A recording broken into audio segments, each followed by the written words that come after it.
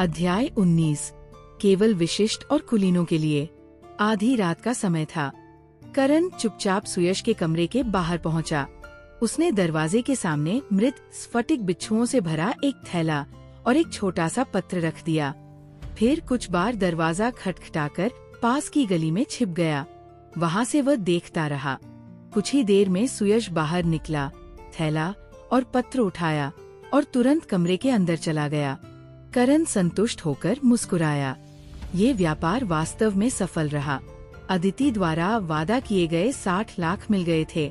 इसके अलावा स्फटिक बिच्छुओं के लिए उसे 80,000 और मिले। जब वो नोटों से भरे बक्से लेकर अपने कमरे में पहुंचा, तो खुशी से लगभग उछल पड़ा। उसके पिता के जीवित रहते हुए भी उसने एक साथ इतना पैसा कभी नहीं देखा था। करण तुरंत वीरलोक से बाहर निकल आया। इस समय उसके मन में केवल एक ही इच्छा थी, ये खुशी अपनी माँ और बहन के साथ बांटने की। उनकी कठिनाइयों का समय आखिरकार समाप्त होने लगा था। पहले कमाए हुए 20 लाख पुराने घर के विवाद को सुलझाने में खर्च हो चुके थे, लेकिन ये 60 लाख पूरी तरह उसके अपने थे। ये एहसास बिल्कुल अलग था। अमीर लोगों के लिए ये रकम शायद एक आलीशान निजी विमान खरीदने के लिए भी पर्याप्त नहीं होती, लेकिन करण के लिए ये उसकी पूरी जिंदगी की सबसे बड़ी संपत्ति थी। माँ, काव्या, मैं तुम्हें कुछ दिखाना चाहता हूँ। करण दोनों को अपने कमरे में ले गया। फिर उसने बक्से खोले और सारे नोट बिस्तर पर उड़ेल दिए। नोटों का पहाड़ देखकर सुलेखा चौंक गई। खुश होने के बजाय उनके चेहरे पर डर उभर आया। इतना पैसा कहाँ से आया? करण, तुमने कोई खतरनाक काम तो नहीं किया? करण मुस्कुराया। माँ, किस्मत अच्छी थी। मैंने एक उत्परिवर्ती जीव का शिकार किया और उसकी आत्मा मिल गई। उसी का सौदा किया है। वह सच्चाई बताने की हिम्मत नहीं कर सकता था। कालमणि का रहस्य बाहर निकल गया तो केवल वो नहीं, पूरा परिवार संकट में पड़ सकता था। सुलेखा ने आह भरी। तुम्हें आत्मा नहीं बेचनी चाहिए थी। वह तुम्हारे बहुत काम आती। हम जैसे तैसे गुजारा कर लेते। माँ, चिंता मत करो। करण ने हंसते हुए कहा, मैंने उसका मांस खाया है और उत्परिवर्ती शक्ति अंक भी पाए हैं। अब आगे शिकार करना आसान होगा। सब कुछ बेहतर होगा। सुलेखा फिर भी संतुष्ट नहीं थी। उत्परिवर्ती जीव का शिकार करना आसान नहीं था।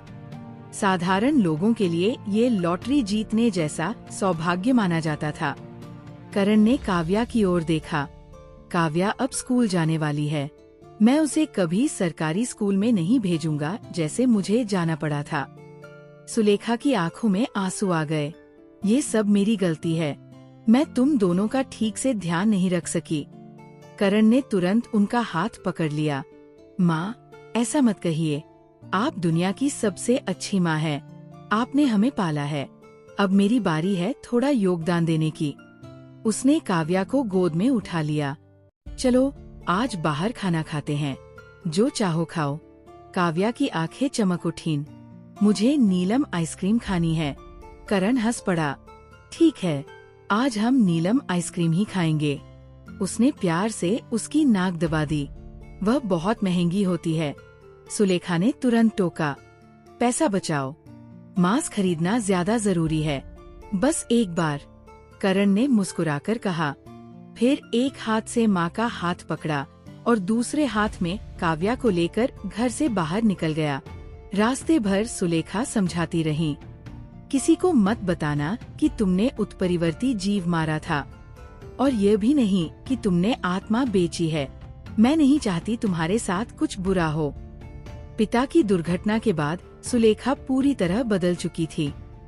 अब उन्हें बेटे की सफलता नहीं, उसकी सुरक्षा ज्यादा महत्वपूर्ण लगती थी। माँ, चिंता मत कीजिए। मैं किसी से कुछ नहीं कहूँगा। पैसे आप रखिए और जो ठीक लगे वही कीजिए। करण ने आश्वस्त किया। नीलम आइसक्रीम पूरे महासंघ में प्रसिद्ध थी और उतनी ही महंगी भी। सबसे सस्ती आइसक्रीम की कीमत भी 10,000 से ऊपर थी। पड़ोस के बच्चे अक्सर इसे खाते थे। करण ने भी बचपन में कुछ बार इसका स्वाद लिया था, लेकिन काव्या के जन्म के बाद परिवार पूरी तरह आर्थिक संकट में डूब गया। तब से ऐसी विलासिता उनके लिए असंभव हो गई थी। उसे बस इतना याद था कि इसका स्वाद बहुत अच्छा था, लेकिन अब उसे वो स्वाद भी ठीक से याद नहीं था। जब तीनों आइसक्रीम पार्लर पहुँचे तो अंदर भीड़ भरी हुई थी। सभी सीटें भरी हुई थी और खरीदने वालों की लंबी कतार लगी हुई थी। करण ने शीशे से ऊपर की मंजिल की ओर देखा। दूसरी मंजिल लगभग खाली थी। चलो ऊपर बैठ जाते हैं, उसने कहा। आप लोग बैठो, मैं लाइन में लग जाता हूँ। लेकिन सीढ़ियों तक पहुँचते ही एक वेटर ने उनका रास्ता रोक लिया। माफ कीजिए, आप ऊपर नहीं जा सकते। करण ने भौहें सिकोड़ ली। क्यों? ऊपर तो सीटें खाली है। वेटर ने तिरस्कार भरी नजर से उसे देखा, फिर दीवार पर लगे एक बोर्ड की ओर इशारा किया। आपने ये नियम नहीं पढ़ा? करण ने बोर्ड की ओर देखा। उस पर बड़े अक्षरों में लिखा था, केवल विशिष्ट और कुलीनों के लिए। अब वो समझ गया। दूसरी मंजिल केवल विशेष दर्जे वाले लोगों के लिए थी। साधारण लोग वहाँ कदम भी नहीं रख सकते थे। अब उसे समझ आया कि ऊपर की सजावट इतनी शानदार होने के बावजूद वहाँ लोग इतने कम क्यों थे। सुलेखा ने धीरे से कहा, कोई बात नहीं, हम यहीं खड़े रहते हैं। तुम जाकर काव्या के लिए आइसक्रीम ले आओ। ठीक है। करण मुस्कुराया और लाइन के आखिर में जाकर खड़ा हो गया। बाहर से वो शांत दिख रहा था, लेकिन उसके भीतर कुछ बदल रहा था। उसने फिर एक बार उस बोर्ड की ओर देखा, केवल विशिष्ट और कुलीनों के लिए। करण की आंखों में दृढ़ संकल्प चमक उठा। विशिष्ट और कुलीन होने में ऐसा क्या खास है? बहुत जल्द मेरे पास ये सब होगा, और उससे भी ज्यादा। एक दिन ऐसा आएगा जब ये मूर्खतापूर्ण बोर्ड मुझे कभी नहीं रोक पाएगा। काफी देर बाद उसकी बारी आई। तब तक भी कोई सीट खाली नहीं हुई थी। उसे आइसक्रीम पैक करवानी पड़ी। दुकान से बाहर निकलते समय उसने एक बार फिर उस बोर्ड को देखा, केवल विशिष्ट और कुलीनों के लिए। और उस क्षण करण के हृदय में एक नया लक्ष्य जन्म ले चुका था। अध्याय 20। वहीं अगली सुबह करण परिवहन केंद्र जाने वाली चुंबकीय रेल में बैठा था। उसके आसपास भी बहुत से यात्री थे जिनकी मंजिल भी वही थी। अधिकांश लोग निजी स्थानांतरण यंत्र खरीदने में सक्षम नहीं थे, इसलिए उन्हें सार्वजनिक स्थानांतरण केंद्र का उपयोग करना पड़ता था। आज रेल का परिचालक किसी कारण से बेहद चिड़चिड़ा लग रहा था। करण खिड़की के बाहर देखते हुए वीरलों की योजनाओं में खोया हुआ था। तभी अचानक धड़ाम, रेल बुरी तरह झटके से हिल गई। जो यात्री खड़े थे वे इधर उधर गिरने लगे। करण भी तैयार नहीं था। वह लड़खड़ाता हुआ कुछ कदम आगे बढ़ गया और फिर किसी नरम चीज से टकरा गया। संतुलन बनाए रखने के लिए उसने स्वाभाविक रूप से सामने की चीज पकड़ ली, लेकिन अगले ही पल उसे एहसास हुआ, जो उसने पकड़ा था वो और भी अधिक मुलायम था। करण का चेहरा जम गया। धीरे धीरे उसने ऊपर देखा। उसके सामने सैन्य वर्दी पहने एक महिला खड़ी थी और उसके दोनों हाथ सीधे उसके सीने पर थे। हरामी! महिला की आंखों में आग भड़क उठी। उसने बिजली जैसी तेजी से अपनी कोहनी घुमाई। अगर वार लग जाता तो करण का आधा चेहरा टूट जाता। करण ने तुरंत हाथ उठाकर बचाव किया। धप! जोरदार टक्कर हुई। वह कई कदम पीछे जा गिरा। महिला पलटी। उसकी आंखों में हत्या की इच्छा चमक रही थी। तुम पिछवा! वो वाक्य पूरा भी नहीं कर पाई थी कि करण के मुंह से चीख निकल गई। अदिति! उसकी आत्मा जैसे शरीर छोड़ने वाली थी।